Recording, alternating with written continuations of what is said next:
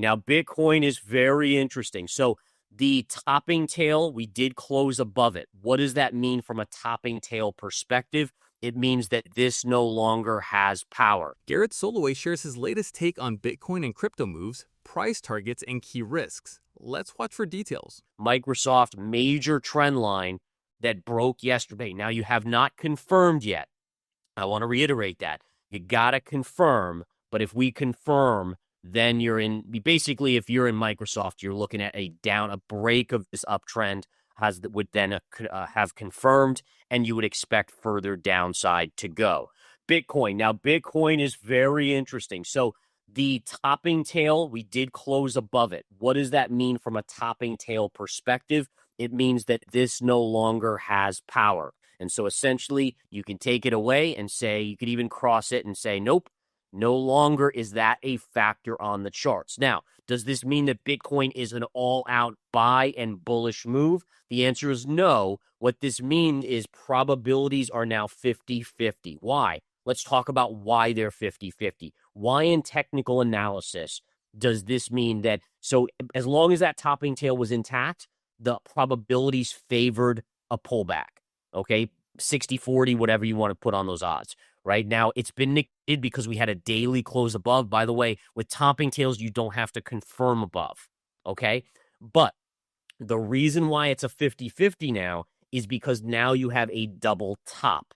Now, double tops are not as powerful as topping tails, but nonetheless, it takes the probabilities down to a 50-50, meaning that we now have to watch the directional consolidation. So today's day on this chart is really not good for Bitcoin, right? I mean, this is possibly a major reversal candle. But let's just say by the end of the day, we rally up on Bitcoin and we start going sideways, right? What if we put in this pattern?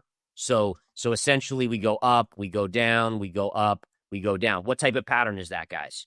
That's a bull flag, right? In which case, if you formed that, you would start to say, okay, the odds we're now of a bull flag at a double top. The odds are starting to tell us it's going to go up. If you get a reversal candle, now all of a sudden that changes and it starts to sway back to negative. So essentially, we'll leave it at this, is that per technical analysis, this chart now is a 50-50. And again, no one likes a 50-50. I certainly don't. I want to know which way is the bias, but the chart is telling me, right? The chart just tells me, and I have to go by what the chart says. Now, if this ends with a big reversal candle, let's say we close below yesterday's low, that would not be good. Right now, we're trading below. That would actually skew it slightly to the negative side again. All right. So again, I understand how there's a lot of Bitcoin investors out there that they don't want to hear like, oh, but it could turn negative. But this is technical analysis, right? It's a moving target. We're always looking at what the current candle is. I always say to people, it's like a piece of a puzzle where, you're looking at the puzzle and you're like, all right, I put a few pieces in here, but I don't know. Is it a cat? Is it a dog? Is it a landscape? And then you take another piece and you're like, oh, this is starting to look like a dog. And then you take a couple more pieces and you're like, oh, wait, no, it's a cat. Or, the point being is every day is a new reveal where probability could change. And the best example of this out there to me is where you start to say, okay, well, if you ever watch the World Series of Poker and they get their two cards down and they show it on the screen, and right away they're the probability, right? This guy has a 70% chance of winning. This guy has a 30%, whatever. And then they get the cards to be turned over, right? You get the flop, and then essentially the odds will change, right? That's the same thing in technical analysis, where you're always getting a new piece of information and you have to be mobile. Our hearts, minds, our gut doesn't matter. Doesn't matter. And unfortunately, early in my career, I lost a lot of money trying to force my will on a chart, and the chart just doesn't care. And I learned the hard way. But when we go to the charts, that's how I have figured out to put myself in the best position possible. All right, ETH, guys. ETH got to nearly a double top. It didn't quite tag the all-time high. It is pulling back today. Take a look. Also a pretty red candle here. I still think there's a good chance we do come up and tag this and pierce it. Double tops generally get pierced like we just saw on Bitcoin. Bitcoin reached a new all-time high of $124,500 on Coinbase, pushing the total crypto market value to $4.26 trillion. Samson Mao says the next move move is split between two scenarios. Either Bitcoin surges higher into new price discovery while altcoins drop sharply, or altcoin mania peaks first, causing a temporary Bitcoin dip before it moves higher again. Mao repeated his criticism of Ethereum, saying its market value compared to Bitcoin is unrealistic and due for a correction. He also highlighted what he calls the bag holder's dilemma, where Ether investors sell as prices approach all-time highs. This, he says, makes it hard for ETH to break its peak, unlike Bitcoin. Over the past month, Ether has surged 58% compared to Bitcoin's 3.5% gain. Mao believes Bitcoin will see more highs, but expects a pullback because altcoins are running too hot. Bitcoin dominance has fallen below 60% for the first time since January, a sign that alt season could be here. Some analysts think Ethereum and DeFi assets will lead the next phase. DeFi's total value locked is at record levels and growing.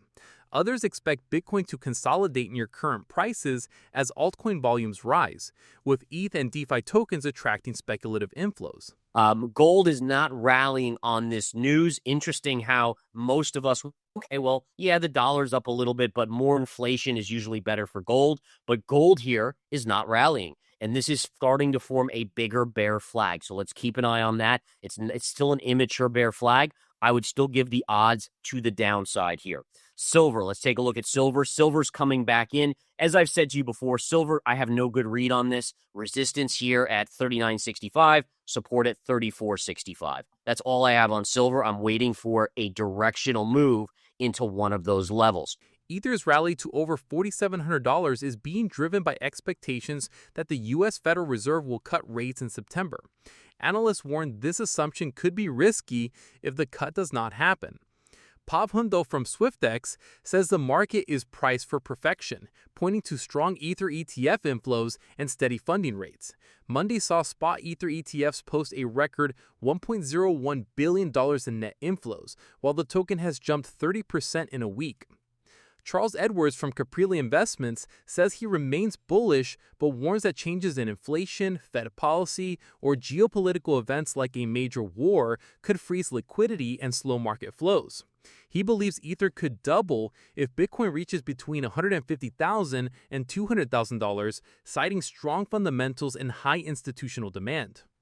Model economists agree that a September cut is certain. Ellen Zettner from Morgan Stanley says Fed officials might push back on market expectations if they believe they are wrong. Kansas City Fed President Jeff Schmid supports keeping rates restrictive while inflation remains above target. The latest US CPI report showed annual inflation at 2.7%, unchanged from June and slightly below forecast. The outcome in September will decide whether Ether's momentum continues or faces a sharp reset. If you have been watching so far, thank you so much for watching, and do not forget to subscribe to Bitcoin Sella for daily news all for free. That's all for today's video. Until next time.